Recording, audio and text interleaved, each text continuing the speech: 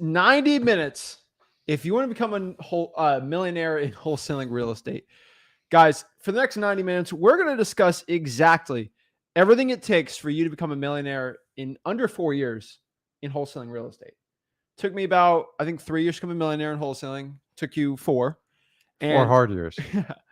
it was tough, right? But what we mainly want to do today is share with you our experience getting to that level and really everything you need to know. So the reason why we're talking about this is most gurus and coaches and all these people, they go on a stage with their suit and sometimes a hat, which contradicts a suit for some reason. I don't know why, but with sneakers, right, Jordans or something. And they go talk for an hour, 90 minutes, 40 minutes of what it takes to become successful, right? And we don't do that, right? We got nothing to sell you. We get invited to those places, but like, I got nothing to sell. I ain't going to a stage, right? And what I want to do is just have a direct talk to the people. And for the next however minutes we want to go here, we're going to share with you exactly what it takes to become a wholesaling real estate millionaire. This is the stuff that you don't want to hear. This is the stuff that you need to hear. So you don't want to hear it, but you need to hear it. And if you're legit ready to make the change in your life, willing to do the things that it takes, this is the stuff you need to talk about. And this is the stuff we are going to talk about today. So I'm excited. I'm ready to go. We are live right now, ready to help you become a wholesaling real estate millionaire. Do whatever it takes, right? Yeah. And so I'll tell you how I did it. Zach will kind of share his journey, and you guys can you can take a summation of the truth. The problem is most of you guys are being told, you can bang it out in 6 months to a year. And I'm here to tell you, those are sprinters that are chasing around coaching dollars. And there is a plan. You got to have it. And the really cool thing is everybody learns at a different pace. And some of us pick it up quicker, some take longer. But the whole point is to get you there.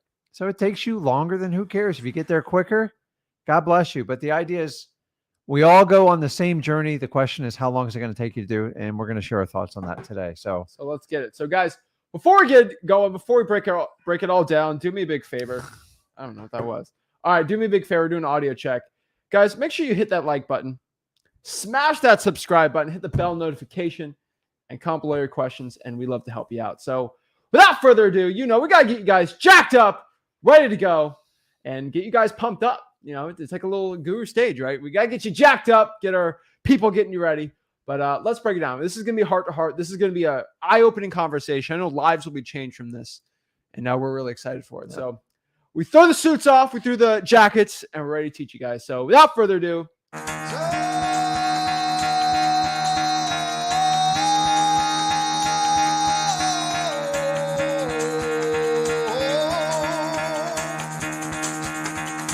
get the fuck out of bed, bitch, go.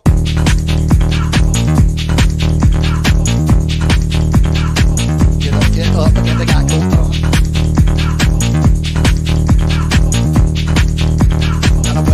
Time to wake up, bitch, get up. Get up, get up.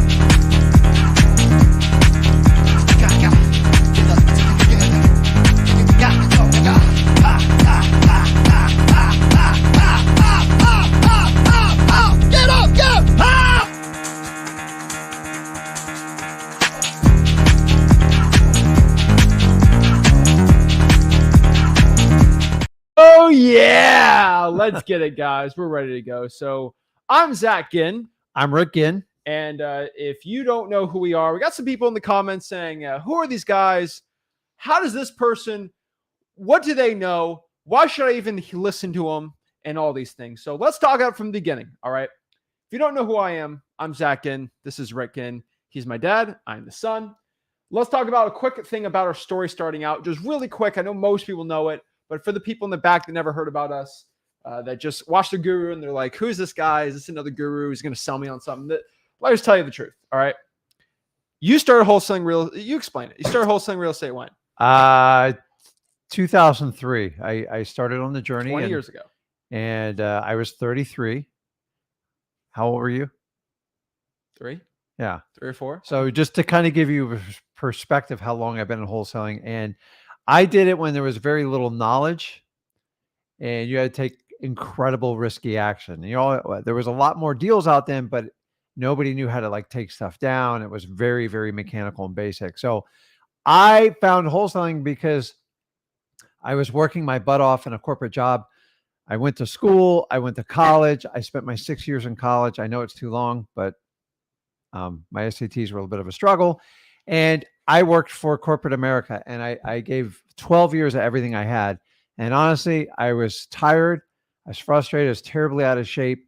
And I gave up all my time to the corporate world. And as this little guy was coming and my daughter came in, I said, I got to make a change.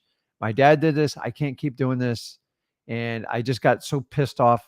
I just dove into wholesaling. And honestly, I was horrible at it when I started. So I started off trying to buy rental properties, and then the banks wouldn't give me a loan. And then I found wholesaling by accident. And then I went to all over the country. I visited everybody could to figure out how to do this. Some people took advantage of me. It's no different today. Fast forward, when he turned 16, he got curious, got tired of working. Bag boy job. Yeah. As a bag boy. But like, so I'm going to stop here. So all I did is because honestly, I just like a regular parent. I felt he was smart enough. I go, maybe he doesn't need to go to the wholesaling route. He could be a lawyer. He could do whatever he want. And I gave him about 3. He kept bugging me and about real estate. So I gave him 3 books to read. I thought they were simple and to the point books. And I gave it to him. I gave him no direction. And if he reads all 3 of them and comes back a lot of questions, we can have a conversation. And not only did he read them, he like beat me up for the next like 30 days. And I'll let you tell the rest of the story. Yeah, that's pretty much it. So about 16, I was really interested in it. Started reading books. Didn't really start taking action until probably a month or 2 after I was 17. But basically what it means is he's been wholesaling 20 years. 16, I've been a bag boy since I was 14. I was kind of sick of it. And so basically when I get started in wholesaling, started listening from him, made it pretty clear I got to do the deals myself to learn it. So started reading, getting questions, and basically just put bandit signs out, which are those We Buy Ugly Houses signs. Got my first deal, 20 grand, made about 100K before I graduated high school. And from there, went to college, learned that I can't wholesale in the college town. And what I figured out was virtual wholesaling. And so I was the first person in the Ginn family to do virtual wholesaling. It was. So it's kind of cool. And I was the first person in the family really to do cold calling, right? I was kind of on my own. I did cold calling.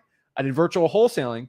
And that's kind of where I specialized really well because he was in the in-person guy. And he was kind of stuck in this bubble where it's like, this is all he knew. Not that it was bad, but like he was making good money. And so I started adding that on.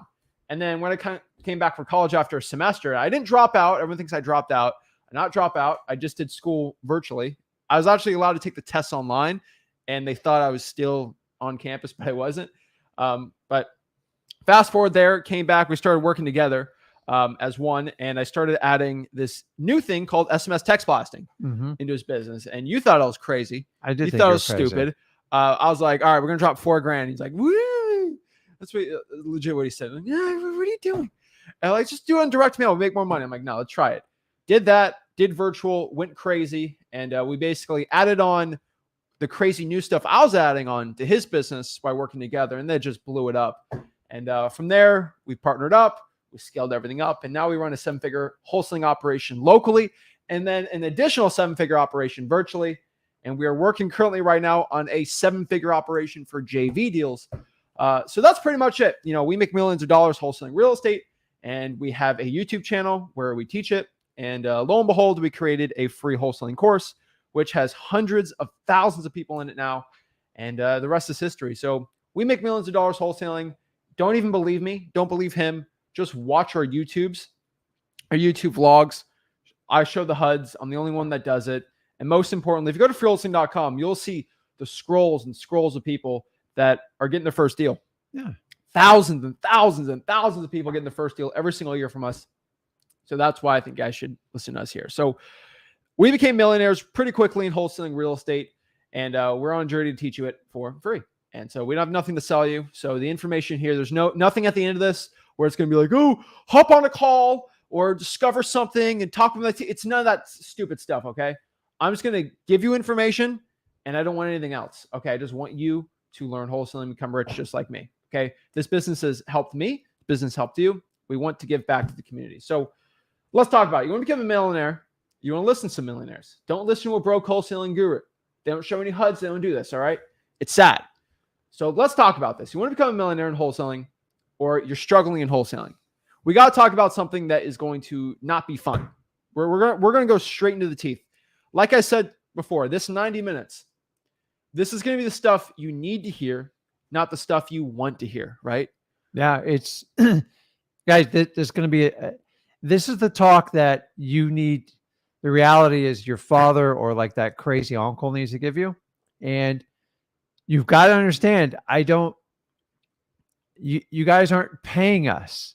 So that frees us to tell you the truth. There's no other coach, mentor in the wholesaling space that can do that, because their primary focus is always on sales. And like, listen, I don't even blame them, but that's their business. When you do a coaching model, it is a full-time business. I don't trade my time for dollars. I really don't care if people agree with me or not. This is just the way I do it, because here's the one thing I learned. I told Zach over 20 years, and this is how we came up with the free wholesaling is I've never met a real estate coach that was happy with what they're doing. You know why? Because they average a 90 to 95% failure ratio, and they all admit it. Why? Because they don't tell you the truth. And that's still, here I am 20 years later, we have the exact same problem. Did you know that coaching in real estate was so much more expensive dollar for dollar than it is today? It was 10 to 20 grand when I started, and now everything is between $97 and like $10,000. So let's tell you the truth. Let's break down why you're struggling right now in wholesaling right now, why you're not a wholesaling millionaire right now. And if you're a beginner, I can't blame you if you're a beginner. Like, hey, I haven't started taking action. Okay. But for the majority of wholesalers that listen to gurus and do all this thing, let me tell you one thing. Most gurus, most real estate coaches, everyone's like, why do you talk about gurus so much? I tell you about gurus because it's a trap. This is what we call the guru trap. And this isn't even the reason why you're not being successful right now, but a lot of you guys are stuck in the guru trap. We call it the wholesaling real estate matrix. And it is absolutely true. It is a matrix. You're stuck in it. The gurus feed off your money, but they don't want to feed off too much because then you'll die out, right? They want to give you just a little enough where to keep coming back for more. To work you up the ladder. And so they're feeding off of you. And what the guru trap basically means is we're going to give you some information, but we're not going to give you the complete thing, because if you know the complete thing, then you'll be done, right? So this is exactly the truth of having a pet. They're treating you like pets. So here's the thing.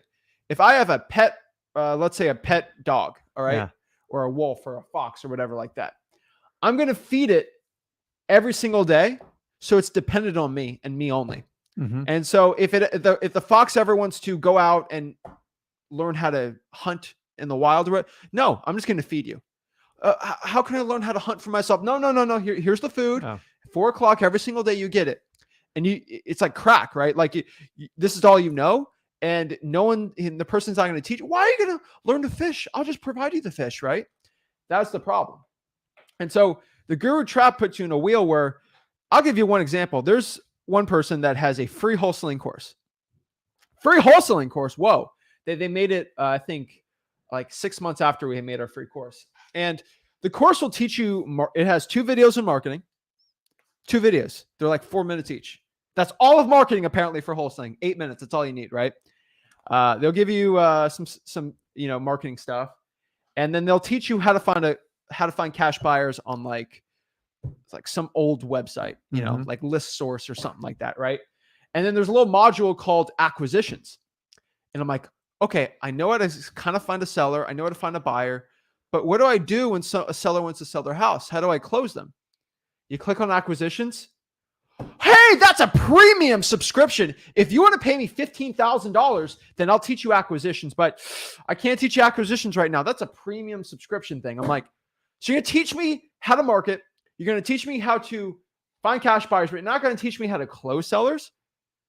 So you're feeding me, but you're not giving me enough to actually succeed, or I have to come back to you, or I have to pay you money to do it. And so this is, I think, the first thing we have to talk about why you're not being successful right now is because a lot of people are in that trap, right? They're just trying to suck up information as they can, and it's not good. I want you to know gurus hide half the stuff they want to tell you because they can't justify someone spending 15 grand to learn their content. So avoid the guru hamster wheel trap, and you'll do well. Freewholesaling.com's got everything you need. So let's talk about this. And also, we do free one-on-ones on the YouTube channel. Mhm. No other person does that, because if they did that and somebody asked a legit question, they can't answer it, right? And so a couple of gurus have tried to do one-on-ones, and this is how the one-on-ones go. Ready? Yeah. Hey, how do I close a seller? What's your script for it? That's a good question. You know, if you join the Zooms that we have on our $15,000 mastermind, you'll know. And that's how, and then they did terrible, or the videos, because it's like, that's a hard question to ask. You know, you got to pay for that, right? So they don't do it. So free is, the word free is so misleading in wholesaling. And honestly, me and Zach, like, you guys judge for yourself. We're the only ones that we just said, let's just throw it out there. Our stuff's so good because it's got over 20 plus years of me backing it up, his 6 years. And it kind of like, it brings in like 2 generations, and we go, what if we just teach people how to find deals and help them out? And then in return, if they want to do deals with us, that's the ultimate endorsement of a program. And by the way, we have the only course out there. It's 100% transparent. You can look at it without even paying for it. Challenge any guru before you pay them. I want a Don't pay them. Yeah, I want a 30-day trial, or I want to see your course. Okay. Yeah. You're never going to get there. Why are they so like scared to show you the course? If they're so experienced doing it, guys, it is a huge play. There is a huge run up in the market, and they say self-teaching courses are the most lucrative thing going right now, and everyone's a millionaire doing it. Guys, it's easier to flip students than it is real estate. I guarantee you that. I know that for a fact. That's why you have this fake economy I got going on. So me and Zach just decided to pull the wool off, just make the whole thing free, period. Exactly. So let's talk about this. That's the first thing I got to understand of why you're not being successful in wholesaling. You're stuck in the trap, because I see a lot of people in that trap. They leave the trap, they go to us, and it's good, right? And so let's talk about this. Why are you being poor in wholesaling? Why are you not doing deals? Why are you not being successful? Let's talk about why you're not a millionaire right now. It's the honest truth. Let's talk about the honest, stinking truth. There's 4 reasons when I talk to somebody that has been wholesaling for 6, 7, 8 months, they haven't gotten their first deal. 90% of them fall under 3 categories, and 99% of them fall under 4. Mm-hmm. There's 1% that have what I call external factors, right? You know, they got sick, they're in the hospital for 4 months, right? Like, that's understandable. But for most things, it's all in your head. So let's talk about it, right? Number 1, a lack of honesty with yourself. I found so many wholesalers have a lack of honesty with themselves. One thing is, you know, Zach, I cold called for 5 hours today. And I'm like, okay, did you truthfully in your head do as much as you possibly could in that 5 hours? Yeah, I think I did. Or maybe, like, it's just, no. If you got to understand that you have to be honest with yourself to become successful. And so a lot of people are like, oh, you know, I have an accent, so I can't be successful in this business, right? It's like, you know, in your head that you know all these millionaires in real estate and in entrepreneurship that have accents, and they're extremely rich. Accents aren't going to be the thing that's going to stop you, okay? The CEO of Google has an accent. Mm-hmm. The CEO of Microsoft has an accent. Like, heck, it's the CEO of Tesla has an accent, right? South African, right? Like, most of the richest people in the world all have accents. It doesn't stop them from closing billion-dollar deals. It doesn't matter. So you got to understand that, you know, for a fact that having an accent's not going to stop you. But you're being dishonest with yourself when you try to make an excuse in your head why you're not being successful. Oh, I'm not good enough at cold calling. It's like, you know what to do to get better, right? Yeah. It's a lack of honesty. So guys, if you can take number 1 to heart, honestly, this is probably the biggest struggle when people start out in wholesaling. And it's okay, because the reality is you've been programmed by your family, particularly your parents, and your peers around you. Look around and look what's going on. I'm not saying they're bad people, but when it comes to business and making money, they're clueless. And if you're trying to learn from those people, if you go outside that comfort zone, you freak them out. And then family always says, Les, you got to go and get guys, I bought this. Go get a job. It's safe. It's safe. There's nothing safe about getting a job anymore. Like you are one stroke from getting rid of it. If you can just be brutally honest with yourself, and remember, it's an internal dialogue. I would write it out, but be honest with yourself, because the reality is when you start coming up with excuses, it's the story you keep telling yourself so you don't have to take action, so you can justify where you're at. At some point, you'll get so frustrated, you'll bypass that. I waited till a trigger went off. But guys, I waited till I was 33. I tried the traditional route. I guarantee you, for the most part, it's not going to work for most of you. So I found wholesaling, and I got really good at wholesaling when I just got rid of my excuses and I got brutally honest with myself. And if you can't be honest with yourself, you'll never be honest with Zach. You won't be honest with me, and nobody can help you. How many times do you talk to another wholesaler? Oh, I'm killing it. I hate words like that because it doesn't mean anything. What does that mean? I don't understand. So listen to your vocabulary when you talk to yourself, because it's the most important conversation you're ever going to have. And be specific. And it's okay. You're going to drop the ball. Just go, hey, I didn't do what I said I was going to do. This is what I got to do. Fix it and move forward. But man, when you tell other people excuses, you're just lying to yourself, and you can't fix a problem. Listen, if you have someone that's overweight and they won't accept they're overweight and they won't get on a scale, there's no path to fix it. It's the same thing in wholesaling. If you're not going to take X amount of actions, I promise you, you will not have success in this journey. So be brutally honest with yourself.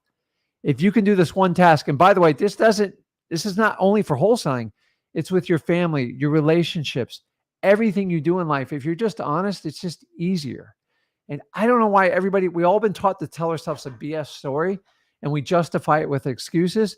If you can't get past this is the head game me and Zach talk about.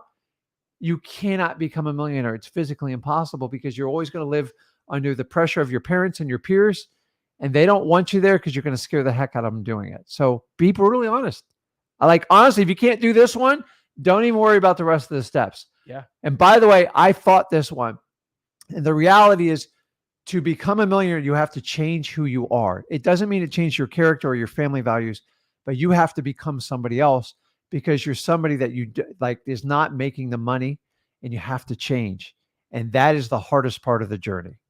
That's it. So I go in one-on-ones all the time.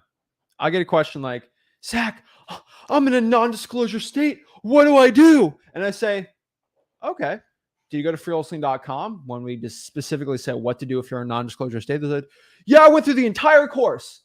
Like, okay, well, when you went to the wholesaling fundamentals and we talked about non-disclosure states, what did it say? And the person's like, well, I skipped that part. You just lied to me.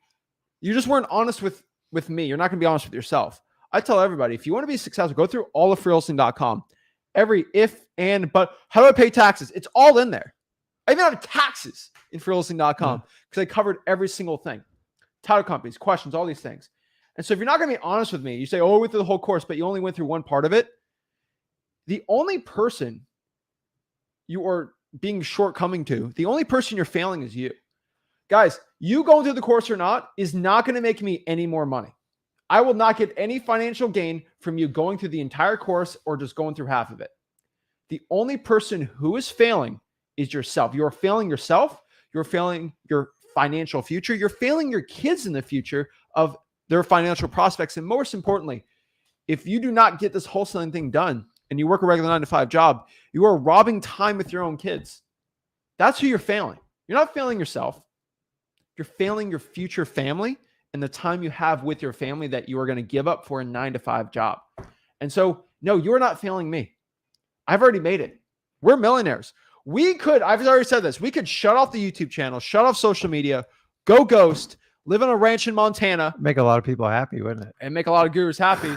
And we could just make millions of dollars off the passive income in the real estate we own right now. Got a lot of multifamily, got a lot of great stuff. We can just do that. We can go stop it, right? But I deal with the constant stupid gurus because I know it's going to help 10% of the people watching. They're actually going to take action and change their family's financial future forever. And so I want you to understand that the lack of honesty with yourself, it's failing you. It's not failing me. Honestly, I care about you guys, but if you're not going to do it yourself, it doesn't matter. And this brings us back to number 2. Your routines are failing you also. I can say this a million times, and I've said this a million times. There are scheduled junkies out here. All right. Do you guys know someone? And just say in the comments, right? Like say, yes, I know this person that is always busy. They are always busy. Like they are, no matter what, they work 30 hours a week, but they're always, I know people that are unemployed. I got friends that are unemployed that are too busy to hang out. I'm like, hey, you want to get pizza? The busiest broke people you'll ever meet. I want to get, I'm busy. Doing what? Guys, let me know in the comments, some people like that. And that's a certain percentage of individuals that are always busy and always have to be doing something. Yeah.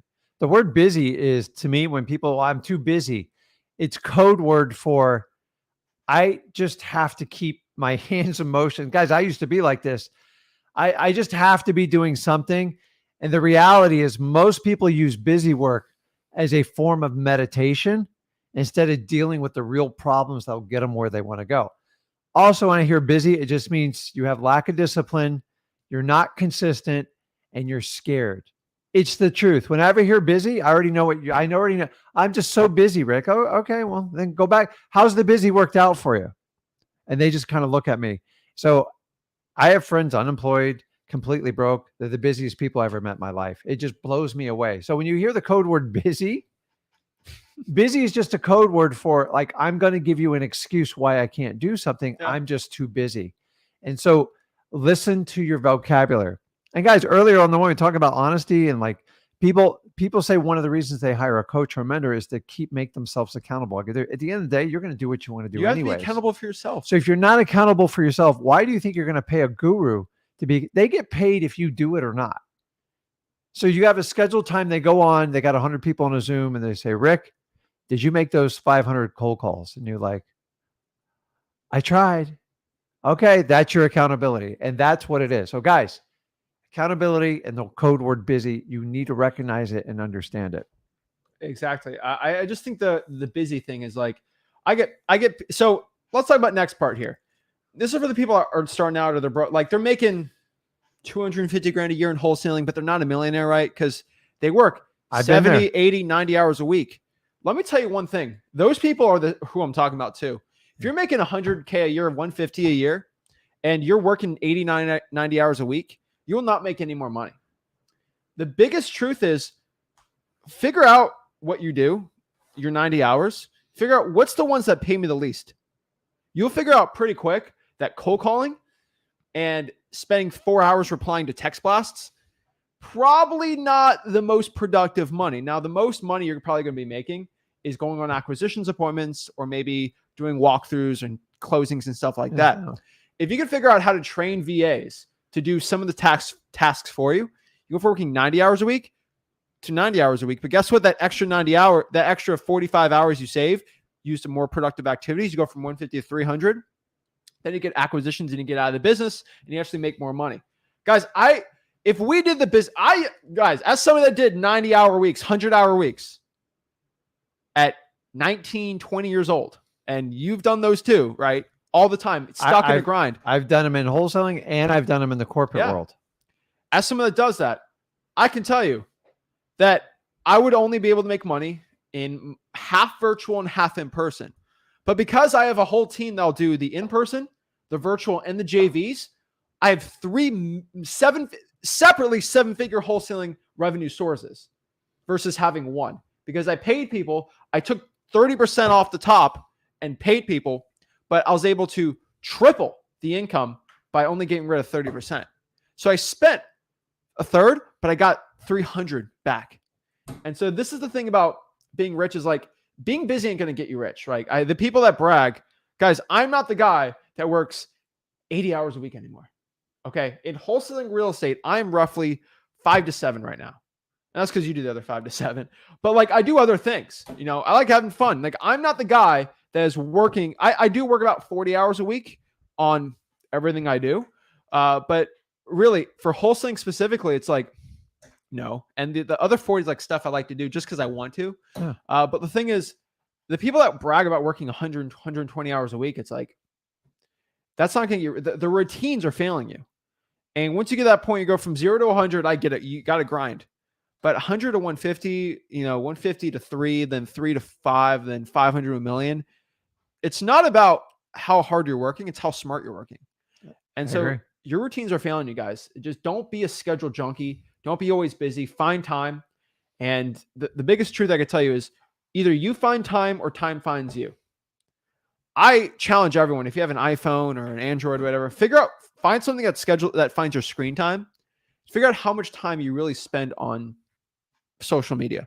Or just be shocking. just go and audit your day. Go about your regular day and just take a pen and pad, or use your smartphone and document how much time, and you're going to be blown away. It's bad, guys. Like, it's just true. We all have it, and you've got to have direction going on. But the thing is, when you get busy doing stuff that really is not going to make you any money, you got to start to wonder what your priorities is. So being a schedule junkie, the problem is most of the tasks you're planning out aren't really helping you. And so you got to eliminate the ones that aren't going to be helping you generate revenue and grow your wholesaling business. And you got to ask yourself, why do I keep doing this?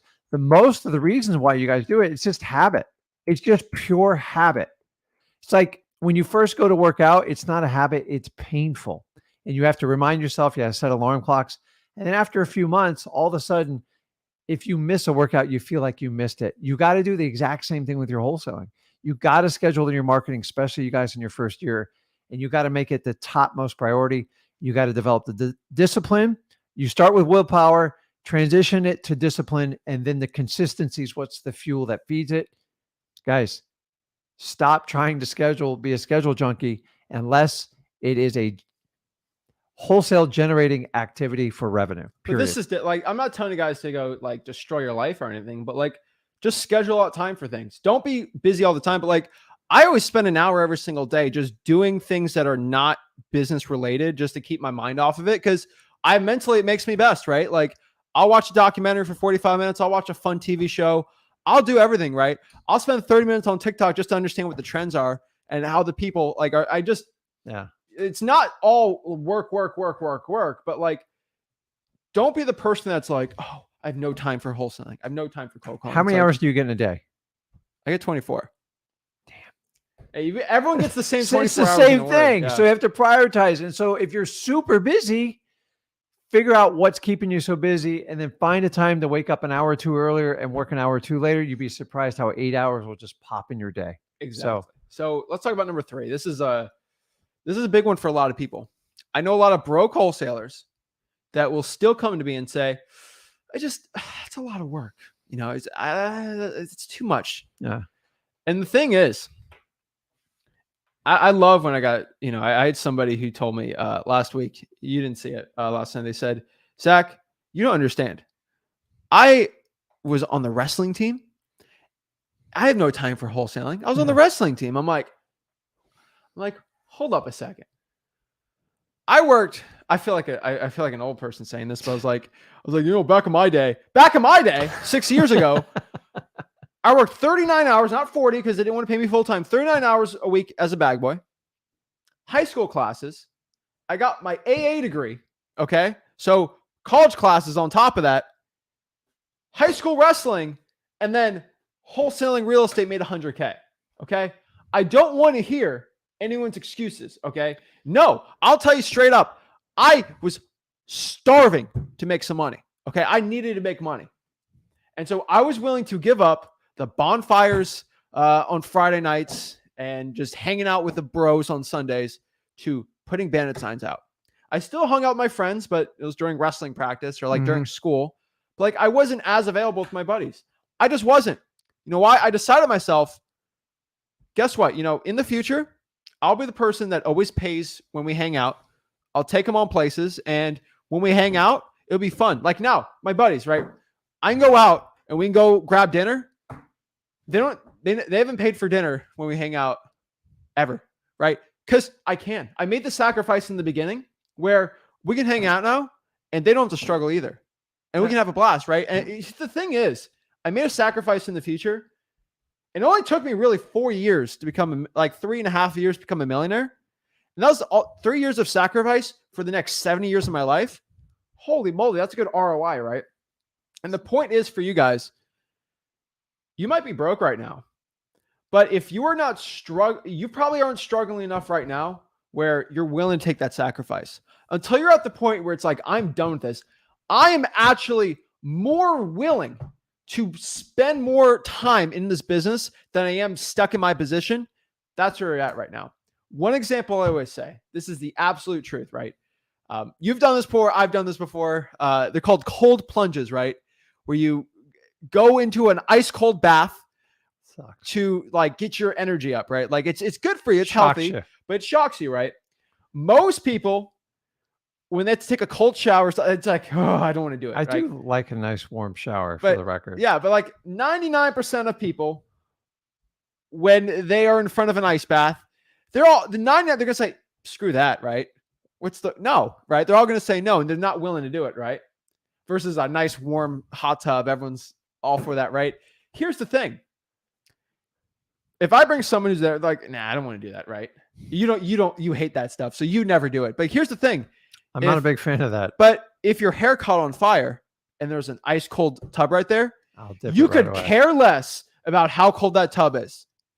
You are more scared. You are more worried about the fire on your head than the pain of going in the hot tub. In the cold plunge, because it will extinguish the fire. The analogy means your hair's not on fire yet. You're not at a point where you're more scared of being broke than doing the pain of cold calling, the pain of actually going in here and taking action. The thing is, your fear of being broke has to be greater than your being broke forever. It has to be greater than the fear of cold calling, the fear of taking action, the fear of starting wholesaling. Until that happens, you will never take the action you need to do. So let me give you a couple examples. So I lived comfortably till like my early 30s. Why? Dude, I didn't have a role model. I didn't have guidance. We've all been there. So I did it later in life, and then I had to make sacrifices. Now, I'm going to be honest with you. It's a lot more painful when you're older because I had obligations. I had I had a mortgage. I had 2 young children. Everybody thought I was absolutely losing my mind. Now, because I made a change back then, there's the reason my son is sitting in front of you and the reason why we're both on here. And number 2, he decided to make that sacrifice at 16, 17. So we cut his time in half. And a lot of people are like, oh, no, you probably spoon fed him. I go, dude, I was so hard on him on wholesaling. I made him do everything on his own because I've never bought him a car. I didn't pay for his college. And if you guys are learning with parent, I'm just telling you, I had to make him hungry or he was going to go do something else. There was a risk where he's just going to go hang out with his friends and do what teenagers do. Sleep outside every night. I didn't do that. Okay, I'm just kidding. I'm just telling you, there's got to be a hunger because you got to become almost obsessed with wholesaling and everyone's going to think you're crazy. And it's the sacrifice that you have to make. It's painful, guys. And I had to do it when I'm older in life, when like everybody else is kind of set and they made some discipline. I didn't make that decision. I screwed around. I played around and like we can all relate. And what I'm trying to relate to you is the other part of this is a lot of you are treating wholesaling like it's a job. Like it's 9 to 5. I'm going to show up. It's not. It's the farthest thing from a job you'll ever have. And if you treat it like a job, you're going to get job results. What do you get in a job? You get a yearly review. Maybe you get a 2-3% increase if you beg. Now I learned like the best wholesalers always went out and they got it. You got to just get hungry. Here's the reality is he's going to tease me on this. For the longest time I grew up, and this is built in from my father, and let me know in the comments if you can relate. I set the thermostat at a certain number, and I was the ruler in the house. And if you mess with that thermostat, what was my famous line every time somebody changed the thermostat? I don't own stock in FP&L. Please stop changing that. And like, I just got to the point where someone once said to me, he's like, you're just way too comfortable. I'm like, what do you mean? He goes, if you have to look at your electric bill, you need to make a change in your life. And so I haven't looked at an electric bill in like 5 years. I don't even know what my electric is. I'm not doing it because I'm reckless. No, you complained about in December because you put the heat on and by accident overnight and the bill like 5x'd. It was like a $900 bill. That was the only time I said something. Your place has too much square footage. That's the problem. But what I'm saying is you can relate. I spent a majority of my life trying to regulate the temperature to try to save an extra 50 or 60 bucks a month.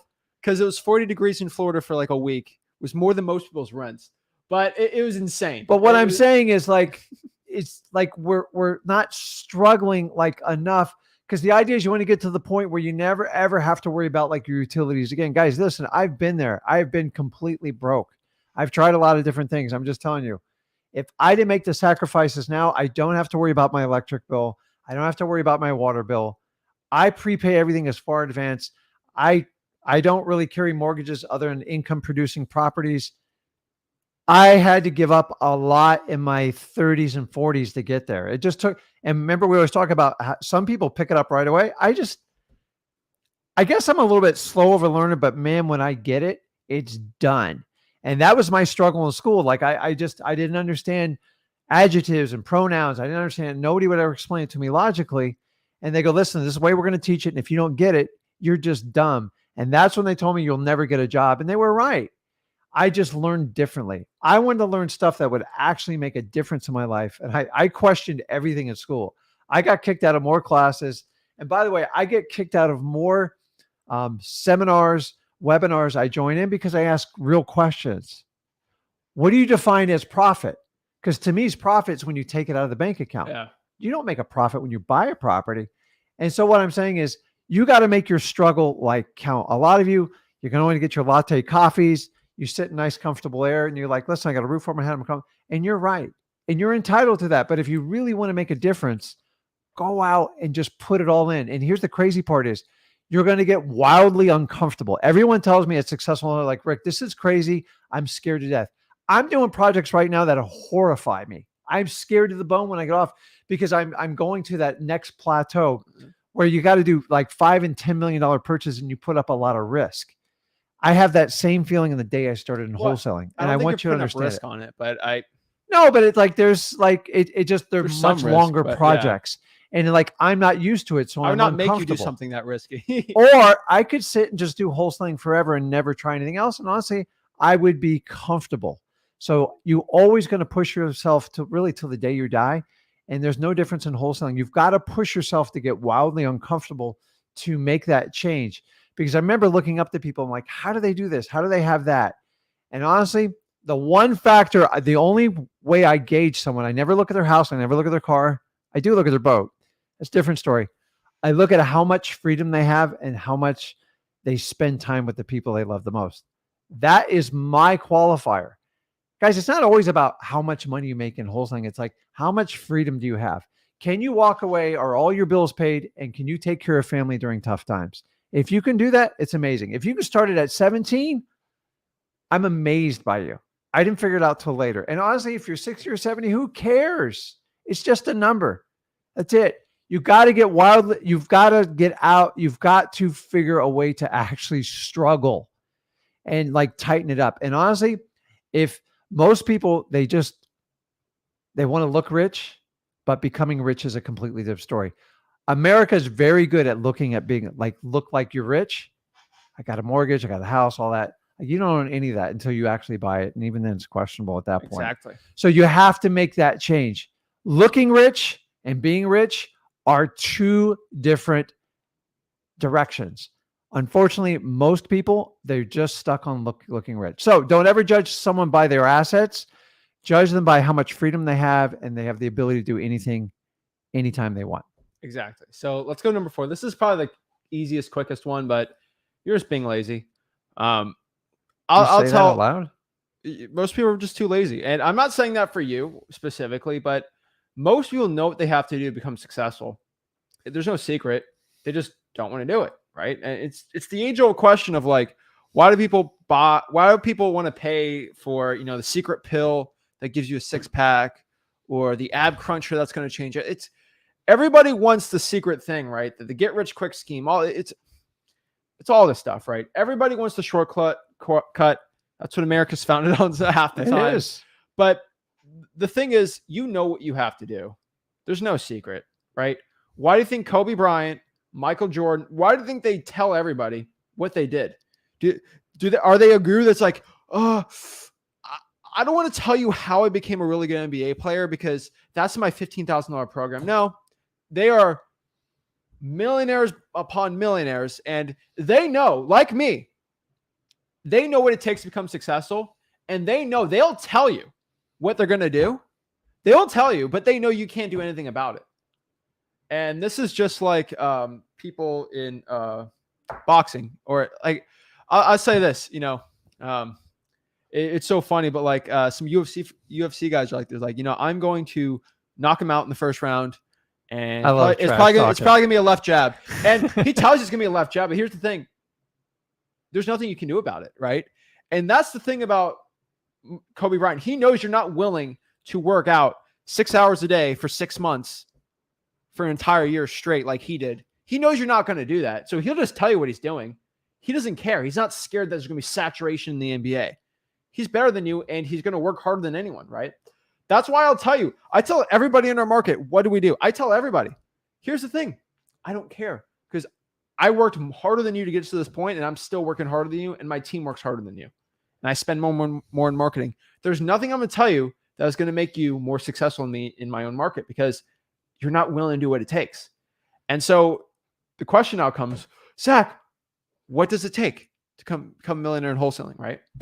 Now, to become a millionaire in wholesaling, there's more than just wholesaling in play here. And I do want to explain this like really quickly. This is really simple, but you don't need to make $1 million to become a millionaire with wholesaling. No. When I became a millionaire in real estate from real estate wholesaling, I didn't make $1 million in assignment fees into my bank account. It was like 450, 500, I'm guessing. You know why? No, it was a lot more than that from other stuff. But like, you honestly need, in 4 years, you only need to make 500K pretty much to become a millionaire if you invest it right. You know why? Because you put that 500K into a cash flow producing asset and it appreciates really well. Like when I was doing it, appreciation was nuts back then, but it was like 20% on this on property I was buying. And so I had to make 500K to make $1 million. Like that was it. And that million produces 120, 150 a year, right? So it's like, you don't have to make $1 million to become a millionaire, because the compound interest, especially as a 19, 20-year-old kid, crazy, insane, right? And so that $1 million I made when I was 21 years old, when I'm 60, that's probably going to be hopefully worth 5 million, 5 or 6. It'll make me, so me putting it 500K into an investment, it will pay me 500K in passive income once I'm like 50 or 60 for the rest of my life, right? And so that's the thing you got to understand is like, become a millionaire, make the money, legally pay only the tax you owe, get a good accountant, and then from there invest it in things. All right. And what do I say, right? Invest. This is the advice I'm going to do very quick, because I don't want to, because it's really boring for most people. Things that are proven, things that have people for, if people haven't made money in this for at least a century, don't do it. That is my main thing I tell people. When they want to become a millionaire, if you're a millionaire and you want to get risky stuff, we do some of that stuff and we've done well. Just understand that like it can get risky. Go outside this advice. But if people haven't made money with it for at least 100 years, it's not going to be a tried and true thing. And I'm a very safe guy. I'm risky with wholesaling, tried and true thing. So for example, should I buy this picture of a monkey? Every real estate wholesaling guru had lives. They talked about it. It's the future. Go invest now. They did competitions like, I'm going to invest in this asset, this digital one. I'm going to do this, and we're going to see which one wins. They're buying monkeys and coins and all this crazy stuff. And I could tell you, they all shut up about that, right? It was the future. It's going to happen next year. Guess what? I haven't heard like I haven't heard one peep out of anyone. NTF or whatever they call. I haven't heard one thing. What? Oh my God! What happened? I thought it was going to change the wholesaling world. There are wholesalers right now. Yeah. That made 100K, they pay their taxes, 70K. You know, maybe they paid for living. So now they have 30K left. They made 100K this year. They have 30K to invest in their life, right? Yeah. They put it all in a monkey. Now the monkey's worth $3,000. If you just lost all that work you worked hard towards your family on something that was not proven. Now, stocks have gone down historically from last year to this year, but if you put in the S&P 500, you're not at your age. But like in 10 years, you will be up on your money. Yeah. If you put it into a rental property, you will be up on your money. You put it on, heck, even put bonds, which I'm not like a bond guy, but like even something that people make money for 100 years on, T-bills right now. like you're going to do something, right? And so the thing is, to become a millionaire in wholesaling, you have to be smart enough to make the money and then invest in something that's going to grow. And that's part 2 is we're focusing on teaching you how to make the money in wholesaling. You're going to have to graduate and learn how to keep the money and invest it and not buy dumb stuff, because I did that in round 1 and it put me behind the 8 ball. And I'm just telling you, we all go through a learning phase. So phase 1 is get started wholesaling, change your life, and have unlimited income potential. And then as you work forward, you have to start asking yourself, what am I going to use this money for? Because wholesaling, you got to work for it. So the idea is if you can buy assets that will pay you and grow in the future, then becoming a millionaire is even easier. Actually, $1 million isn't nearly as much as it used to be. So like saying people are a millionaire, it's extremely achievable in 4 years or less. Some people do it in 3, but we're all going to go on a different pace. And what we want you to take from this video is understanding is it's all in your power. You just got to stop telling yourself these stories that have been programmed in your mind. What programs? Your family, your peers, that TV box, everything you're listening. Now social media is a big influence on you guys. Listen, if you don't create your future, I promise you, the world will try to create it for you. Yeah. You have to take charge. It's 100% within your power. You have to take accountability and move forward and just go, hey, this is how I did in the past. This is going to be wildly uncomfortable. This is crazy. I'm going to get scared. But which is scarier? The old version of you not making any money, completely frustrated, or the new version where you're scared out of your mind, really excited, and you have no idea where this journey is going to go? But I'm giving you a 20-year blueprint of what I did. I was in your exact same shoes. I took the risk. And think about this. If I didn't make that change and take that risk, listen, I could always go back to my old job. I wasn't even worried about that. What would his trajectory have been? You don't know. And honestly, if you want to change the legacy of your family, somebody's got to step up in your family and make that change. We all got to just stop being sheep and doing what everybody else does, because we know where that leads. Exactly. That's the truth, right? Don't look rich, be rich. And that's the thing too. A lot of people, they'll run up some money and then they'll buy the car, they'll buy the watch, they'll buy a house they probably can't afford. And at that point, it's like you got nothing to invest yourself. What did I tell you to become a millionaire? You have to invest the money. Yes, honestly, the only real investment that I have ever seen that is like guru worthy, that actually makes sense, is a watch. And I'm not telling you to go buy a watch, but most people, if you buy a nice watch for like 10, 15 grand, in 30 years, it will not depreciate. It will probably appreciate. The car, the whip, no, like that won't appreciate. A house to live in, sure. But like the only thing that, like the suit, the Gucci, it doesn't go up in value. Yeah. And so like, but don't buy that. Get the stocks first, get some money first. But what I could tell everybody is when you're going up and doing this, like guys, I closed I had to go to the bank today. It's probably a little late today. I had to go to the bank today and wire a large sum of money for this insane like vacation Airbnb I was buying. Do you think I had to go pull up and be all fancy? I pulled up in Crocs and a Seinfeld shirt. Yeah. That's it. That's how I pulled up. That's how I do my massive wires. And they had to do like 4 checks on me, but they're like, all right, whatever. And so the people at the bank know who I am at this point now. But what I could tell you is it doesn't matter what anybody thinks of you. If you know in your mind that you got it, that's it. So don't try to act rich. Don't try to brag to people. Just do it, right? And so I got, you go to the point where like I have some friends that like they talk about, I just saw this thing and they're like, yeah, I own that, right? Like they drive by, this neighborhood and they're like, that's a cool house. I'm like, oh, I own 2 rentals. Every time I go to the bank, you know what their number one question is? What do you do that you can just walk in here and do this, move those kind of sums of money? And I think it's so funny. So last note, I'm gonna leave you. Like, I love people like Keanu Reeves. First of all, he's a great actor. But I don't know him personally. Actually, my wife's met him. That's a whole nother story. But that guy is beyond like the Matrix. Well, it took very, very good care of him. Still one of the best-selling movies still to this day. And that guy goes so far out of his way to be a regular. He rides the subway. He helps homeless people out.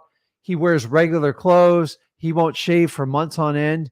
And I really love people that just define their own self, because you know what? He doesn't care what people think about him, but he cares the most for people. And I think if society, if we would switch and look at role models like that, but we're all going to the bling. Oh, I got this. I have that. Dude, go look up Keanu Reeves. The stuff he does is absolutely amazing. John Bon Jovi is another one of my like heroes. Like he has a restaurant where you decide if you're going to pay or not. And he helps the homeless out, and he regularly works in the kitchens. The man's, how much do you think John Bon Jovi's worth? He's back there washing dishes, helping his staff out, because that's what true leaders do. And I love people like that. And I just wish more people would be like that. And I've always instilled Zach, like, it doesn't matter how much money you is. The quality of a man or a woman is defined on how they treat everybody. So I just dealt with somebody, I bought a piece of property, and my whole staff's like, that's the nastiest person I ever met in my life. I'm like, I know, but we just got to get through it. That's for a different day. But it's crazy though. But like, it doesn't matter. Like, if you're going to cheat like the janitor or like the homeless, terrible, you're just a terrible person. I have nothing else to say for you. Exactly. So that's the part we want to talk about. So let's break down the last part. And this is the part that I think is most important. Yeah. Okay, Zach, you told me the problems. You told me what I'm supposed to do, but how do I do it? And so let's just break down really quickly how to just make your first 100K. So for everybody that just hasn't made 100K, they want to make 100K this year in wholesaling. This is what I could tell you to do. All right. Do what we call the 3-3-3 approach. Pretty simple. Okay. They say the best things in life are done in threes, or the best pairs come in threes, right? Dwayne Wade was obsessed with the number 3. Interesting, right? So 3-3-3 approach. Is this simple for everyone? Except when you get married, just get married once. Try. True. But 3-3-3. Okay, think about 3-3-3. All right. So everyone's, what do I do? What do I do with it? 3-3-3. Let's talk about it. Okay. Go. There are 3 lists to pull. 80% of all wholesalers who get their first wholesaling deal only go from 3 lists. 80% of all wholesalers only get their first deal from only 3 marketing channels. Fascinating, right? Let's talk about it. Drawing for dollars. List number 1. List number 2, government lists. Remember, guys, at freewholesaling.com. I'll pop it up on the bottom. That's how you actually learn how to pull government lists. Code violations, water shutoffs, fire damage properties. Love government lists. Then paid lists, right? Mm-hmm. Vacant properties, high equity, lien, zombie properties, stuff like that. Paid lists, I love it, right?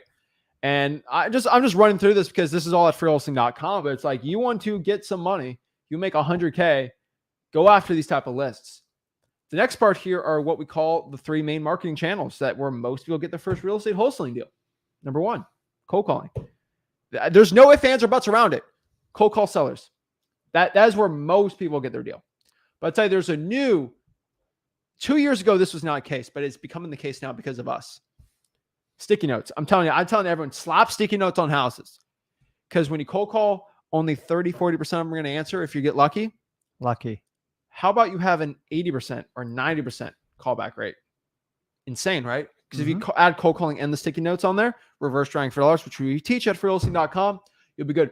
Gurus are literally making courses on this as we speak. There are currently 2 what they call ever webinars, where it's a webinar you have to schedule a time for, but it's a recorded video. But magically, it's available in 10 minutes. It's available in 10 minutes. And they're all for the sticky notes and methods for using sticky notes. They just copy our stuff. But like I'm telling you, it's amazing. Slap a sticky note on a house. Say, hey, this is Zach. I had a quick question about your property. Boom, do it. Oh, I'm too scared to do it. Number 1, lack of honesty with yourself. You're not scared to go and put a sticky note on the house. It's a limiting mindset for yourself. You know it will get you closer to your success. That's what you got to do. And lastly, SMS text blasting. SMS text blasting was popped up very well for a while, and then the carriers went nuts on everyone. And now it's coming back because they figured out ways to go around the Twilio. AI has come back to actually make all the text blast. And phenomenal. If you've ever had a text blast motivated sellers, and you ever use a service where it's like press stop at the end, ruins You're it, done. Right? You're done, right? And so it took a while, but smszach.com right now, we got it all set up where you can use AI. There's no Twilio, and it's pretty much the cheapest you're going to get for 10,000 texts. One and done. When you get it one and done. So with the AI and everything, that's a great one too. And then what's the last 3? We've got 3-3. What's the last 3? It's what we call the 3-1-1 split. That is it. The 3-1-1 split. So, okay, Zach, I know the lists. I know the marketing channels, but how should I spend my time? What should I do? Do what they call the 3-1-1 split. The 3-1-1 split. All right. So you spend 3 hours so every 5 hours of work you do in real estate wholesaling, you spend 3 hours doing marketing, 1 hour in acquisitions follow-up, and 1 hour for dispositions. So that's 5 hours. You work 10 hours in a week, 6-2-2, right? Like it's pretty simple, right? And so if you want to work the 8 hours, I think it's 24-8-8, right? That's the split. So that's the 3-3-3 approach. Let's bring it from the top. 3-3-3 approach, all right? 3 main lists, trying for dollars, government lists, paid lists, the top 3 marketing channels. Ready? Cold calling, sticky notes, SMS text blasting, and then doing a 3-1-1 split to end it. That is how you get rich in real estate wholesaling. Now, if you want to learn how to do this, go through the whole step-by-step. Zach, how do I pull a pre-foreclosure list, right? You had a great live on it yesterday. But what I could tell you is just go to freewholesaling.com. We will literally break down. In freewholesaling.com, I literally go on my computer for one of them and I say, okay, we're going to be calling the code. No, we're going to be calling the pre-foreclosures and the probates. And I just pull them online like that. Just boop, boop, boop, boop, boop. I'm like, give me a market. Okay. And I did it, right? Boom. That's it. That's it. And so, guys, it's not super sexy. It's what needs to get done. And we're sharing this to because we're pointing you in the direction, not only on our successes, but everybody we've ever affected in this business. And they all point to percentages. So once you get data and you get the number, don't try to reinvent the wheel. You can do that after the fact when you're making plenty of money, but like I'm telling you, go where people are finding deals and don't don't sign up for every new shiny object coming out there, because that's been the real challenge in the last 6 or 7 years. I've never seen the shiny object syndrome worse than it is right now. And so right now you're being attacked by everyone's got an AI secret course. Guys, listen, it's going to change so fast and so rapid. Whatever you learn this month will be wiped out in 3 to 6 months from now. So it doesn't mean you can't pay attention to it, but stop buying courses from people who tell you they're an expert in AI and tell them, show me proof in your business that it works. And then you could consider it. But I'm just, all of a sudden everyone's an AI expert. All right. So that's good. So let's answer some questions and we'll do some one-on-ones real quick. But I want to answer this from Bree. Bree had a good question here. And I do want to break this down. I do want to talk about this. So Bree says, to be honest, dealing with a predominantly male industry in wholesaling is tough. I'm eagerly waiting for female success stories here in the circle, hoping to be one of them soon. Any Flip with Rick ladies on? So shout out to the Flip with Rick ladies on. I will tell you, it is predominantly male, our audience. But I'll tell you this, if you look at the females, they have a higher success rate than the males on this channel. Hands down. Listen, I've already told you a secret. I'm just like, guys, don't get upset. For the most part, women are better at wholesaling. Why? Because, dude, this is going to be painful. They listen more. Well, they actually care. And they care more and they're more empathetic. It's just so many of us guys are trying to run people over. Cut you off there. Yeah. Women are more empathetic. They're not sympathetic. They're empathetic. But they listen. You know what's the difference between empathy and sympathy? Tell me. Empathy is when you actually care about it. Sympathy is like, okay. Yeah. Empathy is like legit in your heart caring.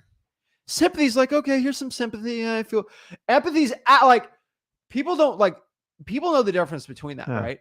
And so it's like when you get like a boo-boo, your mom actually cares. You're like, oh, you're hurt, right? I'm like, get up. You give me sympathy, but get back out there is the thing that's like legit to the soul. And what I can tell you is, yes, it's a predominant male industry in wholesaling. It's a predominantly male industry in finance. It's a predominantly male industry in real estate. I don't like it to be that. If it was 50-50, I don't care. Here's the thing. So yes, there are many women in the wholesaling, YouTube space. And not to throw any shade at it, but most women in the wholesaling real estate space that have YouTube channels, they're gurus. I hate to say, I don't mean, but like, there's always a course. There's one predominant, and people in the comments can let me know. There's this one women wholesaling group. I'm not going to mention them, but they have $30,000 wholesaling programs and they only allow women. It's like but I'm like, I just don't get it. I maybe this is, I'm back on the times, but to charge 30 grand, but only let women in, it's like, where's the collaboration in that? And what I can tell you is, so you want to see success stories with women. Am I talking to my butt? No, let me show you. Go to freehousing.com. All right. Ryan and Caleb right here. They're a tag team. They had 100K the first month. Yeah. Elizabeth, 50K. Let's go down here. Olivia, $7,000 right there. Angie, what does she make? Angie made 10 grand. I'm going down the list here. We got a lot of great women on here. Let's see here. 17 from another Elizabeth. Angelica, 17 grand. Angelica, Chantel, she made what? Oh, that's a guy right there. Sorry. Let's see here. Asia, $8,700. Charisse, what? 3 grand. Guys, Vanessa, 39. Guys, I'm not lying about this stuff. Like, women are amazing in wholesaling. Yeah. And Bree, like, honestly, say no women ever did it. Like, let's just we know that's not correct, but like, who cares? Just go out and prove people wrong. Just do what you need to do. And honestly, as long as you're empathetic, you're diligent, you follow through, and you listen, you'll crush it in wholesaling. Like most wholesalers, the number one problem they have is they use their mouth more than they use the 2 gifts God gave them with their ears. And I constantly try to teach people, I'm like, you got to listen more than you talk in wholesaling, because that's how you really win the game. So Bree, go out there and blaze your own path. We've already shown you there's success out there.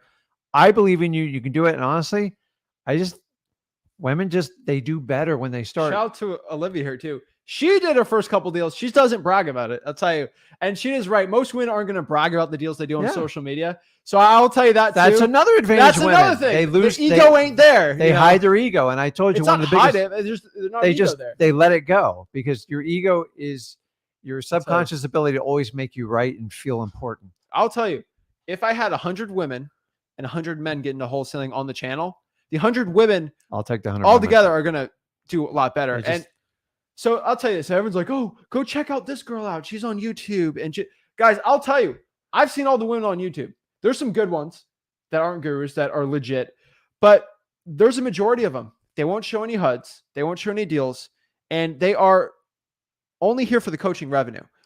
And if it's a guy, I'd say the same thing, right? Like, just telling you guys, if they're not showing actual HUDs and they're not if they have wholesaling courses, I ain't going to trust them. Yeah, guys, because they make more money coaching than they're ever going to make in wholesaling. And honestly, it's easier, it's scalable.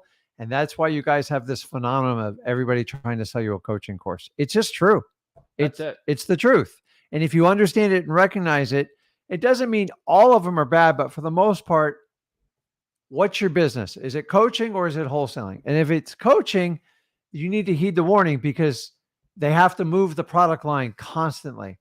And you're just a number when it goes through. So, but yeah, shout out to the women absolutely out here destroying it. Shout out to the single moms and the moms that have kids at home while wholesaling. There's a lot of great ones out here. Some of the ones in the I showed, they're single moms, they're married moms that are taking care of kids at home while being a stay-at-home mom. They just wholesaling on the side, making more than their husbands. I get some of the best stories. I'm like, the stay-at-home moms making more than the husband just at home wholesaling 15, 20 hours a week. Guys, I'll tell you, it's one of the coolest things I see, because, they hustle. And a lot of women out here, statistically more than men, they're not, they can build trust so much better because they show that empathy. And I think, I'm not saying it's the secret. I didn't crack the code on why women are better, but I'll tell you this. They show what we call legit empathy. No sympathy, empathy. And you know how I figured that out? I was telling this woman, she made 500 grand in wholesaling. And we're doing some JV deals. And she legit told me, she said, you know the reason why I'm doing so well right now? I'm like, why? She's like, I show empathy, not sympathy. All these guys in my market, they just show stupid sympathy. I show empathy. I'm like, that kind of blew my mind. Then I thought about it. I'm like, how do I do good on deals? I'm like, I just show empathy. Yeah. And so I'm telling you, that is what it takes. So shouts to the women out here. Want to give them their flowers. And yeah. So let's do some one-on-ones. You know, I talk to a lot of people on here. I want to help the people out. And yeah. So shout out here to DNA Capital Group. DNA Capital Group says, love the Minecraft background images. I told you, this is a secret. I want to tell everyone this. So this is, if you don't know, this is Minecraft, but this is diamond. So you need a good pickaxe for this to get a diamond. It's crazy. And so you're like, what is that? That's so stupid. I'm like, don't worry, the people like it. So yeah, so I'm telling you, look, people like the diamond backgrounds. They're doing well. I don't even understand it completely. So yeah, let's go out here and do some one-on-ones, guys. If you want to do the one-on-ones, go out here and go to Wholesaling Houses for Real. That is our Facebook group. And we'll go actually out here and you can hop on, do the one-on-ones. And yeah, that's it. So let's go out here and hop on, help the people out. So first one we got Angela. She's been on here patiently whole day. So shout out to Angela. Angela. Hi, how are you? Doing good. How are you doing? I'm doing great. I actually don't have any questions today. I'm on here watching you guys. You guys are just awesome. You have literally changed my life. And I want to tell people I did the whole guru thing, $8,000, no support. Oh you have God. Nobody to talk to ask questions to. You have nothing. And I wish I would have found you before I made my got my first deal, because I know I would have gotten more than 10,000 on it. But I'm just, there's plenty of women in this market. So Bree, if you're listening, like, go for it. Don't no fear, go for the no. I didn't have that before you guys, and I was terrified, but now that I just let them tell me no, who cares? I'm just going to move on to the next one. If what's the worst that's going to happen? They're going to yell at me on the phone. I'll never see them again. I'll never talk to them again. So ladies, get this with me. I love it. I can't thank you two enough for all that you've done. Rick, a few weeks ago when you did the fire damage one, you saved me from a headache. I was able to ask you my questions. In that guru group that I was in, I would have been asking questions for weeks and never got an answer. No matter how many people, they're like, well, you have your own personal person, whatever. And I would ask people questions. They would be like, oh, well, go get it. Like, that's their advice. Go for it. Good job. You're doing good. You're right where you're supposed to be. That's all they would ever tell me. But I am super excited today because I'm going for the no, and I should know here hopefully in an hour or so. All right. I have a crazy good deal that I'm hoping to make 50 grand on. That's awesome. Oh yeah. Yeah. I like it. So, yeah, any women out there, do it, you know, It's true. but yeah, I can't thank you guys enough.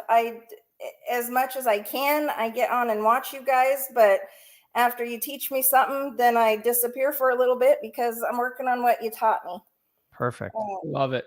I'm telling you, You're just keep going at it. And guess what happens if you lock up the deal and need help? I'll be here to help you out. Awesome. That's it. Awesome. All right, keep it going. Good luck with it. Let me know what happens. Keep me updated. All right. Oh, hey, wait. So that deal, because I know you guys aren't doing deals in Idaho. It is in Boise, Idaho. But I do have 2 end buyers in Boise, Idaho that I may be able to give it to. If not, We then actually are. Hold on. Let me look it up. I've been working crazy to get more people on here. Actually, so let's go on to your click map, you don't have Idaho highlighted. here. Yep, we have Boise. So if you Oh, click on all it, right. we did. I don't think we updated the map. But if you go Got here to sellmypaper.com, Yeah. so you go here, right? So the map needs to be updated, but you click here. Okay. You got to click on market. So we got Denver now too. So you go down here to, it's done alphabetically by state. Boise, you just Gotcha. click that and then Yep. boom. All right. So yeah, we got cool. Boise. Awesome. So then I may send it to you. Okay. Let's make All some money together. Well, if you're Awesome. gonna make 50K, try it yourself first. All right. I tell everyone, like, you're gonna make 50K, do it by yourself. All right. But whatever you No, need, just I be definitely patient. will try. Yeah, get your answer. Let us know what happens. I'm excited for you. Oh yeah. Awesome. Thank you, guys. Okay. Thank you. See you. Shout out to we're also doing another deal. And I want everybody on sellmypaper.com or submit their deals to know. I want to get people a little jacked up right now. I told everyone, whoever gets the biggest JV deal, I'm going out to the market and I'm going to hang out with them and I'm going to make them even more money. And it's just a prize for getting us the best deal, right? Because I'll make money off of it, obviously, but they do well. We currently have a closing set for Monday for one of our JV deals. $60,000 land deal.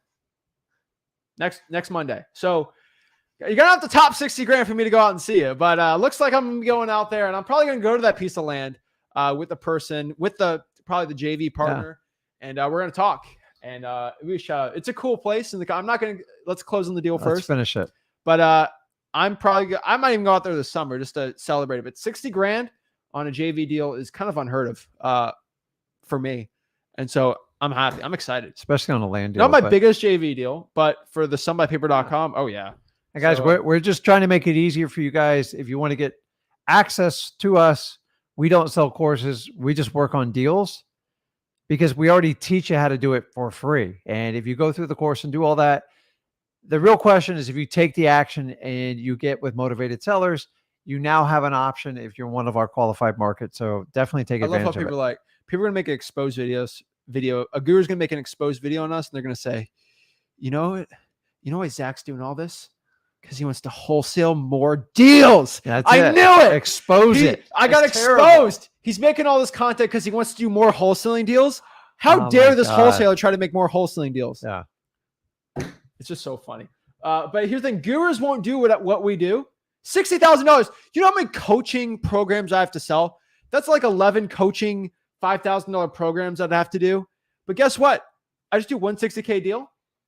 Yeah, and it's like hilarious. It's a very high success rate as opposed to doing what traditional gurus and coaches do is 95% failure ratio, maybe 5% take action, and all you ever hear is about all these people that won, and understanding 95% of them are failing, and that's the problem with our business, and that's why we just flip the script on it, and we just march to our own drum, dude. So, like you do what you do, we'll do what we do. And honestly, if we all work together, we can help each other out. So yeah, guys, sellmypaper.com. I'm telling you, it's insane. So let's go answer some more questions and let's get it going. So next we got Ori. Hey, what's up? Can you guys hear me all right? Loud and clear. What is up? Man, this is crazy. I'm like, this is surreal. I'm starstruck. Surreal for me. Well, first of all, thank you guys for everything. The course is amazing, and like, I'm always watching your lives and replays. It's been awesome. So appreciate it. Cool. So I have a potential deal in Fresno, but I don't know. It's a commercial property on the end of a residential street, and I think once it's purchased, it'll flip to residential. I don't know exactly how that works, but it's not in a great area, right next to a railroad track. It's fire damaged, been vandalized. So I just don't even know how to go about even valuing a property like that. So I don't know. I just wanted to get your advice and, see if I should just leave it alone or if there's some more digging I should do. Well, I'll tell you straight up. First of all, if it makes, so this has always been said, but like if it doesn't make dollars, it doesn't make sense, right? Yeah. And so if the property can produce money, someone's going to want to buy it. Like if it can make, let's say $3,000 a month, I would want to buy that thing, right? It's got to be at a really good price because it's in California, and I don't like buying in California. But like if it's for the right price, I'll buy it. It's like a candy machine. It just spits out $3,000. And so it's like, for the right price, obviously I like to buy it, unless there's like, environmental issues or it's like gas in the soil or whatever. But like there's always a buyer for it if it'll produce money. And so that's what you got to look at. So the thing is like vacant land, that's where it gets weird because it's like, it won't really produce cash, but you can build something on it. That's okay. And so do you know if it's getting rent right now, if it can rent out? Like, what's the situation with it? No, it's not being rented out right now. So when I spoke to the seller, she was saying basically, she was thinking it would just be torn down and maybe somebody would build apartments or something like that. So it gave me some pause. I was like, it's pretty badly damaged. I didn't want to get rid of a lead and just leave it alone before talking to you guys. Well, or let me ask you a question. I've always used this example, and actually, let's switch up the example. Okay, I've always said about Michael Jackson. Let's change it up. Do you know what the 1979 signed copy of Voulez-Vous from ABBA is worth right now? A couple million. I don't know. A signed album just from it's not worth $1 million. It's probably worth a lot less. But do you know how much it's worth? A signed ABBA record from the 70s? I don't know. I don't know either. You know how I'm going to figure it out? I'm going to see what other ones are selling for, and then I'm going to guess that off of that. And so we go off for comps. Now, if you got no comps, how are we going to figure this thing out? It's worth something. We know that, right? Yeah. Some ABBA fan's going to like it. So guess what I'm going to do? I'm going to go to the ABBA fan club and ask, hey, how much would you buy this for? I'll pay you $50 for it. That's pretty cool. They signed it. I'm like, yeah, you can hang it up. Oh, I'll pay $150 for it. I'll pay $5. And you go to him, he'd be like, I'll pay you $5 for it, right? And so it's like like $1, right? Because he might not be an ABBA fan. It's like it's whoever you're selling it to. So if you try to sell that deal to somebody that doesn't want it, they're going to buy for something stupid. But if you go to someone that actually wants to get a nice prop, they're going to buy it for more, right? So like, for example, if you give me a signed, let's use for a signed Zach Wilson football, I'll pay you $1 for it. I don't want that stupid thing. If I go to a Jets fan, I'll pay $5. They're not happy with him right now, but they'll pay $5 for it. They're more willing to pay for it because they're a fan of the team and I'm not. And so if I go and I want to figure out what this thing's worth, I'm going to ask people that buy commercial real estate in the area, see what they're going to do it for. Right. That makes sense. Fresno's cool because you got a lot of that Silicon Valley money that wants to invest in real estate. And so you got a lot of really rich software guys that are making a lot of money, executives that want cash flow. And so there's a good opportunity in Fresno. You know this, Fresno is the last affordable housing in California. And so there's a lot of interest there. Yeah. And a lot of it's going to come down to the motivation of the seller. And if they really want to get rid of it and you have an opportunity to strike, because, it doesn't got a lot going for it. It's burnt. It's vacant. It's in a rougher neighborhood. But remember, one man's garbage is another, one man's garbage. Trash. One man's trash is another man's gold. So if you can, so wholesaling always comes down to minimizing your risk. So say you put it under contract that doesn't work out. Do you really hurt this person? Like the property's going nowhere. So if you can get a great deal on it and the motivation's there, swing the bat because you're not kicking anybody out. There's no renters in there. You might as well just take a shot at it. But if they want like a super high price and like they think it's worth $1 million, then I would heed the warning and probably move on to the next one. Wholesaling is all about opportunity and figuring out what's your risk tolerance. And in the beginning, most people starting out, you have very little risk tolerance because you don't have a lot of capital. So you need to make a decision. So put it under contract for between 30 and 90 days. Try to get it super cheap. And then try to go out to the marketplace and find someone that wants to buy the opportunity, not the burnt down, beat up commercial property in a bad neighborhood. You'd be surprised. But you're going to have to make that evaluation. So he did the ABBA album. I don't know where he's going with that, but because it's so random. It's so random that nobody knows what it's worth. So it's like, what is this property worth? It's like, well, let's ask people who like buying that type of stuff. Yeah. It's pretty simple stuff. I've had this entrepreneur friends that they flip stuff at garage sales, and I went with them. Yeah. And how do they know what something's worth? Just look it up on eBay. Yeah. And then offer to buy it for lower. It's simple. That's what wholesaling is, man. You write up a contract, you sell a contract. Look at your risk tolerance when you do it, and don't kill yourself doing it, and make a decision. I bought some stuff that I'm just man, you're making me nervous. And so you're not buying it, you're wholesaling. No, I know. So when you're wholesaling it, you put it under contract. If you have the ability to easily get out of the contract a long inspection period, and the seller kind of knows you're not even sure if it's worth it, then take a shot at it. But just don't overpay for it. If there's no motivation, I wouldn't even try this deal. Yeah, that makes sense. So basically, maybe try to see some quick comps or something. get it for super cheap, and then just maybe hit prop stream, try to find some commercial buyers in the area and just see if they're into it. That's it. If it doesn't work out, either cancel it or renegotiate it. Just You're not going to get a landlord that buys 100 residential units. He's probably not going to buy it. It's a commercial guy. Right. And so go after the commercial guys. You'd be surprised. Okay. All right. Thanks, Give guys. it a shot. Okay. Appreciate I it. appreciate it, man. Tim. All right. Have a good one. Thanks. All right. Really quick. We got CK. Yo. What's up, man? Hey, what's up, brother? I had to cut my truck off, see if you can hear me. All right. What's up? How can I help you out? Got a question, but I want to get your thoughts before I get to the question. So, got a potential land deal on the table. It's in Henderson, Nevada. It's close to Las Vegas. It's 0.37 acres, so it's a third of an acre. So when I contacted the guy, he was very desperate to sell, so he had it at 150.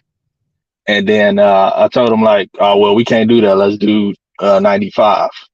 So we agreed to a 105 price because he needed to get something for his wedding and all of that. So he turns around the next day, listed it on market.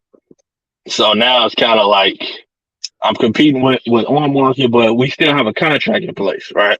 Yeah. So still trying to get this deal done. And I reached out to some real estate agents to get it done, but the real estate agent was like, yeah, you need to give me like power of attorney to actually sell it. And I'm just kind of like, yeah, that don't sound right, for you to be doing that as a buyer's agent. So, and I'm kind of hitting some dead ends trying to sell a deal. I thought it would go decent, you know what I'm saying? It's closely in Las Vegas, but, I contacted real estate buyer's agents, hit up some landowners, and other people who just built, custom built homes in the area and hitting dead ends. So what you think? Let me ask you, what did they say when you offered for them to buy it? Did they just say no? As far as the investors? Yeah. So it's either you didn't talk to enough people or the price is too high. What's the reason why they didn't want to buy it? Only answers I got back was just no. Or no response at all. I would try to hit back and I ain't get no feedback. Did you ask why? Ask why? They just said, no, I'm just not looking. That's it. All right. And did you just give up after they said that? Or did you say, no, can you actually tell me why you're not looking to buy? Is it the wrong areas? Is this? Didn't push that hard. I tried to push on one, but he tried to just hang up on me real fast. And I was just like, all right, whatever. Come back and say, why do you want to buy it? I'm just very curious. I need to bring down the all right, okay. Because I can change the price if you want, Mr. Cash Buyer. You got to figure it out. Because people just tell you no. You got to figure out why everyone's saying no. Right. And how did you come up with your contract price of 105? Just went just like you guys say, just go for the no, see what it is. I went half and see what he said. He said no to just half of 150.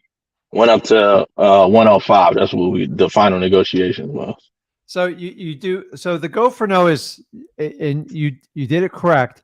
It's an initial test to see if if there's any sign of motivation.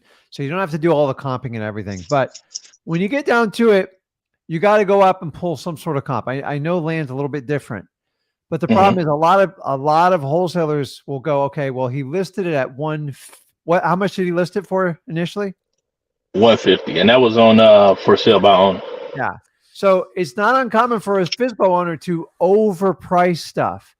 And then so a lot of times when you come in at 95 or 105, they kind of play games with you because now you think you're getting a deal based on what he listed it for. The only problem is here what they list it for, especially on a FSBO. You can't use that as like, okay, now they're motivated. Maybe the real price was 95 to 110. Yeah. And that's why people don't want to buy it from me because like the human nature is it's listed at 150 and I buy it at 100. I just stole it from you. That's why realtors play that game on MLS. Everybody plays the game, including some wholesalers. And so you got to make sure I'm like, did I just fall for that and I get stuck? So the go for no is just an initial test to see if you even want to invest time and energy in it. But when you get down to the contract, you eventually have to run your own comp just to make sure you're buying it right. Because if not, your cash buyers are going to beat you up and go, listen, that's not a deal. Zach's trying to tell you, it's like when people call, you might as well use the intel and try to get feedback from them to see what the real problem is. There's always, if somebody called you, they had interest in the property, something turned them off, either the location or most likely the price. Try to find out what it is so you can make a quick decision either to renegotiate or get out of the contract. But do not get a false sense of hope. When a FSBO puts it at this price, you cut it in half, they go, okay. And then you find out the thing's only worth 95 to 100. Land's weird. It's Land's not the very same strange. as houses. You got to get bigger discounts on land. But that's what we always talk about that. So figure out, talk to more buyers and figure out why they're not looking to buy it. Because I promise you, if you try to sell it for 1,000, people would want to buy it. Okay, 2,000, 3,000. Figure out what that price is. What the price of a piece of real estate is worth is what someone else is willing to pay for it. Not what you think it is. Not what it's what a cash buyer is willing to pay for it. So figure it out. And a power of attorney that's gotten that's crazy. Don't ever do that. It doesn't make sense. Yeah, I don't know. Hey, yeah, that sounded weird when she said it to me. I was like, yeah, that's weird, dog. Hey, Mr. Cash buyer, would you buy this thing for $1? Yes. What? Okay, so we've established you would buy it for a certain price, but so what price would you buy it for? That's it. Just go back and say, hey, I taught my partner because of what we have to do with it to build it, we're going to be at this price. Right. Try it out, right? And so, like, dude, would you buy that piece of land for $1? Yes. We've established the piece of land has value. We got to figure out where it's at. And the only way you get that feedback is from your cash buyer. So beat them up and try to get a response from them, because if they called you time to it, they're interested. We just got to find out what's the number that makes it work. Listen, you don't always hit it right on the head. Like some of this is you test, but the most important part is you learn and go forward, and you either renegotiate it or you get out of it and you take your lesson and you move on to the next deal. That's it. They're saying no to the price, not the deal. For sure. All right, man. Okay. All right. Thank you, brother. All right. Appreciate it. Boom. Love to see that. Right. So guys, if you got any diamonds today, make sure you hit that like button, subscribe, and go to freewholesaling.com. That's our free real estate wholesaling course from start to finish, the entire guide. So appreciate it, guys. Hit that like button, subscribe, go below to freewholesaling.com, and I'll be going live tomorrow. Not Zach you. will be on tomorrow. We'll do a little swap. So it'll be kind of cool. So guys, make sure you hit that like button, subscribe. I'll see you guys tomorrow, and